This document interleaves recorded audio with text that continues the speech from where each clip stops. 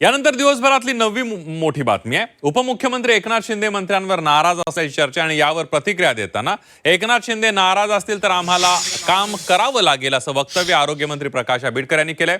तर सर्व मंत्र्यांनी आपलं काम वाढवलं पाहिजे, शिंदेंना अपेक्षित असलेलं काम सर्व मंत्र्यांनी करावं असं विधान संजय शिरसाट यांनी केलंय।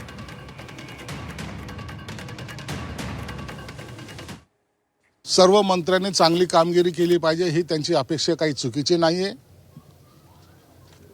त्यांच्या कामामध्ये पुन्हा सुधारणा व्हावी, त्यामध्ये कुणाचेही जरी नाव असले तर त्यांचा हेतू असाच आहे की सर्व मंत्र्यांनी आपलं आणखीन ॲक्टिव्ह काम थोडं जोरात वाढवलं पाहिजे, पक्षाचं काम केलं पाहिजे आणि त्याच्यात कोणतेही गैर नाही आहे आणि तो त्यांचा अधिकार आहे।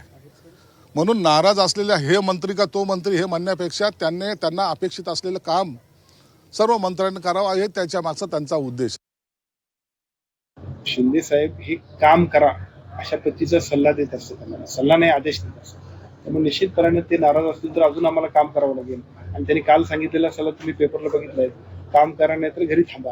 हा तर त्यांचं रामबाण औषध आहे। मला असं वाटतं आमची ती जबाबदारी आहे, साहेबांची नाराजीच नाही तर ते आमची जबाबदारीने कर्तव्य म्हणून आम्हाला काम करावं लागेल आणि ते आम्ही करतोय, पण अजूनही करावं लागेल तर निश्चितपणे करणं ही आपली जबाबदारी आहे। माननीय एकनाथ शिंदे साहेबांच्या ज्या काही अपेक्षा आहेत त्या पूर्ण करायचा आम्ही प्रामाणिकपणे प्रयत्न करतोय।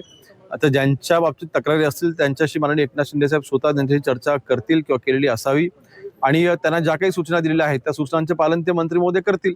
शेवटी 288 आमदारांपैकी फक्त 42 आम्ही मंत्री आहोत। आज शिवसेनेचे जवळपास 60 आमदार आहेत, त्याच्यापैकी आम्ही फक्त जे काही मंत्री आहोत तर त्यांना आम्हाला जी जबाबदारी दिलेली गेलेली आहे ती आम्ही सर्वांनी पार पाडली पाहिजे, याबद्दल कुठेही दुमत असण्याचं कारण नाही।